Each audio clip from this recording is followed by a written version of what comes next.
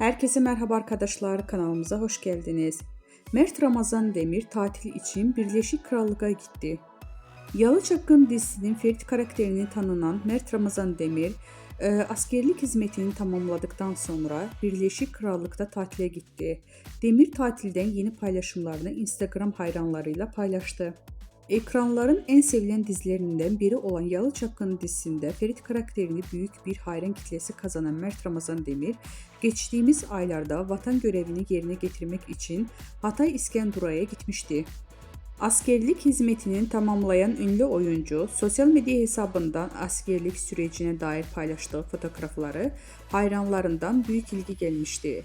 Yemin töreninde paylaşılan karelerde oldukça dikkat çekmişti. Vatan görevini bitirdikten sonra tatile giden Birleşik Krallık'a gitmeye karar alan Demir, tatilden yeni fotoğraflarını Instagram hesabından paylaştı.